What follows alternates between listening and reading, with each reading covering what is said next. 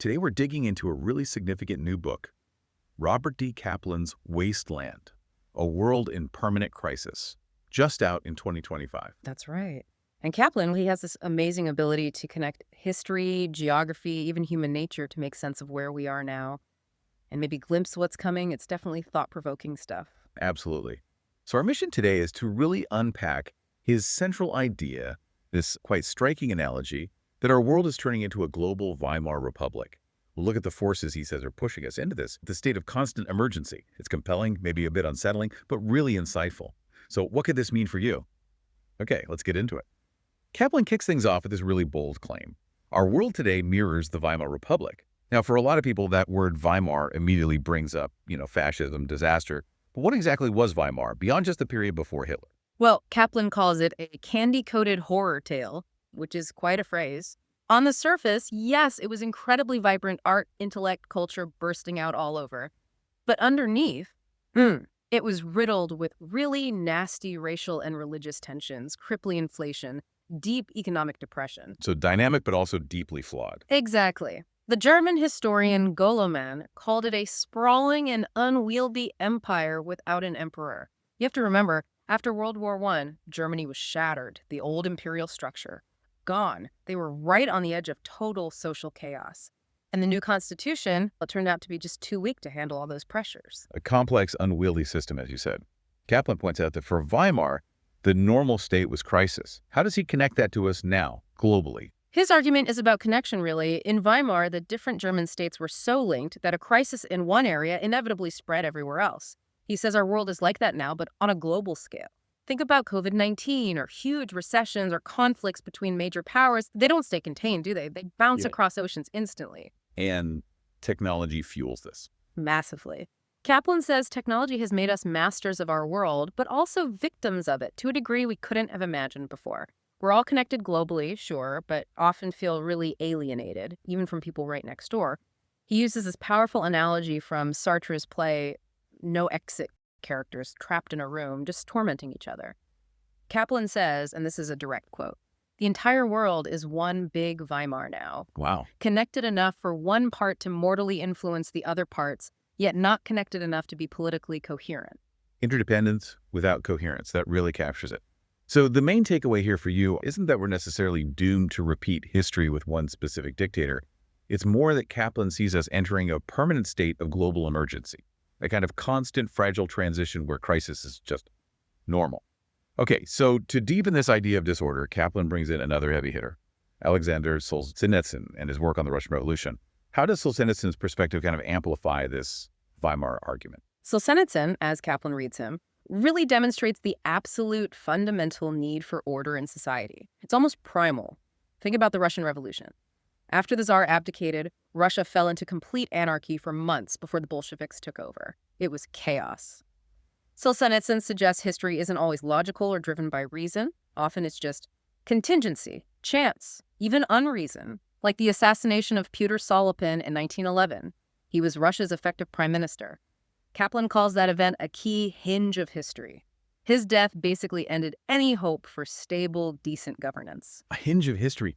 It's fascinating and kind of scary how these small events can have such huge, unforeseen consequences. Kaplan really emphasizes that, doesn't he? He absolutely does. It underlines the fragility. He points to Solzhenitsyn's analysis of Russia's defeat at the Battle of Tannenberg in World War I, a massive military failure. Kaplan argues, maybe controversially, that without Tannenberg, there might have been no Romanov abdication, no Lenin, and thus no 20th century as we know it. That's a huge claim. It is.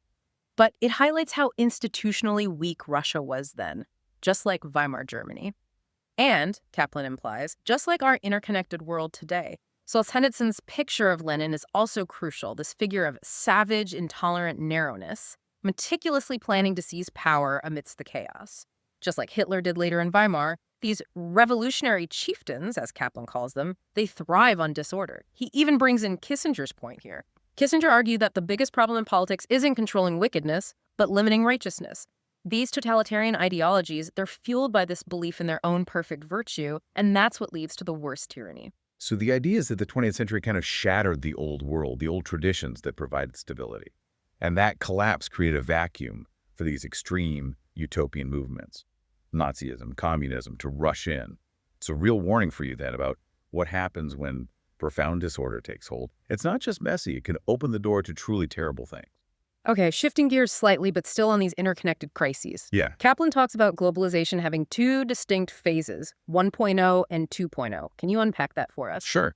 Globalization 1.0, in his view, ran roughly from the end of the Cold War up to 9/11, and mostly it felt like a good news story, right? Democracy spreading, middle classes growing, poverty falling, global markets integrating. There was this real sense of almost automatic progress. A tragic view of history seemed, well, passé. 9/11 was the chapter break, as Kaplan puts it. Suddenly, all Western strategic focus snapped onto the global war on terrorism. And while the U.S. and its allies were consumed by that, it diverted attention and resources from what was happening elsewhere, namely Russia methodically rebuilding its power and China quietly undergoing its massive economic rise. And Kaplan argues that by the 2020s, the cost became clear. The long wars in Afghanistan and Iraq had weakened the U.S., giving rivals a leg up. And then comes Globalization 2.0, triggered by COVID-19, which feels, well, a lot less positive. Much less benign, yes. COVID, which of course globalization itself helped spread like wildfire, really hammered home that a connected world means there's no place to hide, shattered supply chains, fueled inflation, and then Russia's invasion of Ukraine just piled on top of those problems. This level of interconnectedness, Kaplan concludes, means the world is now, by definition, unstable. Every shock gets amplified. Which leads into this discussion of Shakespearean decline among the great powers. Yeah. The U.S., Russia, China. How does he see them all faltering? It's a fascinating argument because he sees decline in all three, but in different forms. The U.S., he argues, despite its huge geographic advantages, squandered strength on unnecessary and disastrous wars of choice in Iraq and Afghanistan, a strategic misstep. Russia, under Putin, shows what he calls a far more advanced state of rot. The war in Ukraine, for Kaplan, is like an audit of an entire culture and civilization. It reveals deep institutional failures, a lack of adaptable leadership. He even calls Russia the sick man of Eurasia, comparing it to the Ottoman Empire in its final decline. That's a stark comparison. What about China? It often seems like the juggernaut. Kaplan sees China's decline as primarily economic and demographic. The aging population, the shrinking workforce, these are huge long-term brakes on growth.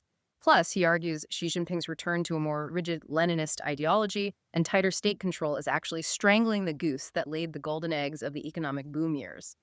He contrasts Xi's approach, think of the public humiliation of his predecessor, Hu Jintao, with Deng Xiaoping's earlier pragmatism that really built modern China.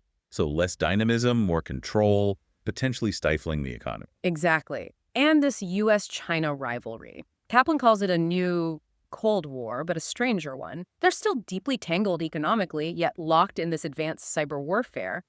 He warns that cyber conflict could actually be far more damaging in different ways than a nuclear exchange. That's sobering.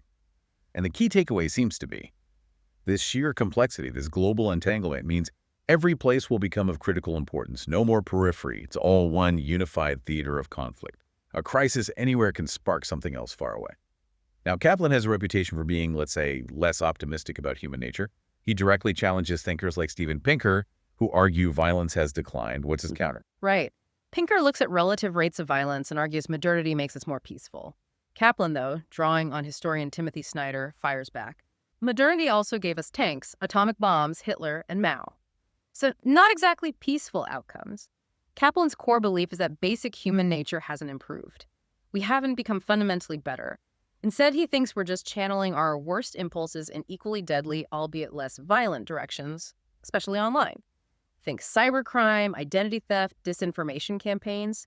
He stresses that history isn't just about big forces, it's often driven by individuals, these charismatic men, these revolutionary chieftains who reject reason and lead people towards extremism. It's less about a decline in goodness, maybe, and more about how new systems amplify those darker impulses. I think that's exactly it. Which leads him to argue that the biggest shift in geopolitics isn't just great power rivalry, it's urbanization and the rise of crowds and chaos.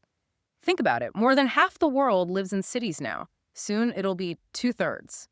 Cities are amazing engines of ideas, sure, the chemistry of intellectual exchange, he calls it. But that same chemistry can also create intense crowd behavior, mass psychology. He's less Jane Jacobs' vibrant city, more concerned about a great blight of dullness, the alienating modern architecture that someone like Roger Scruton criticized. And the internet is like a giant city. Precisely. The whole web is a city, he says. And social media supercharges that crowd psychology. It replicates the intense, sometimes unthinking dynamics of urban crowds on a global scale. which connects directly to his analysis of the virtual mob and cancel culture. He draws a really startling parallel there. He does. It's quite provocative. He points to a specific incident at the New York Times in 2020 where staff used social media to pressure editors into retracting an opinion piece.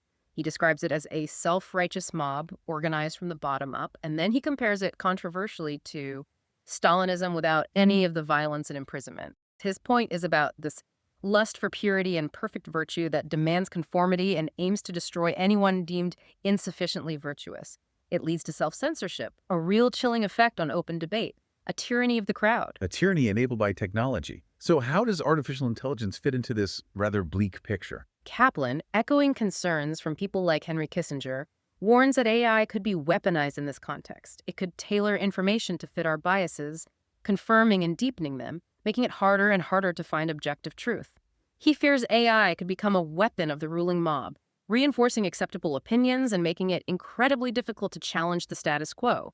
So while AI might do wonders for science or medicine, he sees its potential impact on democracy and public discourse as distinctly problematic. It could become an arm of authoritarianism, especially if controlled by a small elite and amplified by social media. So all these different threads, the geopolitical instability, the technology, the crowd psychology seem to be weaving together into a picture of, well, civilizational decline. He definitely goes there. He explicitly brings in thinkers like Spengler and Ibn Khaldun, who wrote about these cycles of civilizations rising, becoming wealthy and refined, and then decadent and weak, susceptible. Kaplan sees signs of this decadence everywhere, in small things like declining dress codes or grammar, but also bigger things like the rise of hyper-specialized experts who have stove-piped visions of reality. They know a lot about one thing, but lack broad judgment. Even in modern art, he sees a loss of connection to place, to tradition, becoming overly abstract, losing its soil ties. And the core struggle, for him, boils down to the West's central value, the freedom of the individual versus the growing power and demands of the crowd, both online and off. Okay, so after laying out this complex, often sobering picture in Wasteland, what's the final thought Kaplan leaves you, the listener, with? He circles back to some basic realities.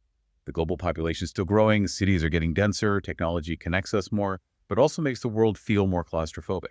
Yeah, and he points out this paradox to say, the world is getting better in many ways. More people have richer lives. Communication is easier than ever. But that very progress, that enlightenment, as he calls it, makes governing harder. Why? Because literate, empowered middle classes expect more from their governments. And when those expectations aren't met, it breeds instability. He has this striking line, the faster the enlightenment of the population, the more frequent the overthrow of the government. And he says that applies everywhere, from developing nations to established democracies like the US. It's a challenging idea. Yeah. Progress itself creating instability. He also reminds us, crucially, that history isn't predetermined. There's no guarantee of automatic linear progress. The future isn't written. Absolutely. We have choices. He concludes that Weimar Germany, for all its brilliance, ultimately failed because it lacked sufficient order. So avoiding that same fate today, this danger of being deeply interconnected but politically incoherent, a world without a reliable night watchman that Kaplan says is the ultimate labor for us now. It's about managing this incredible complexity without falling into chaos.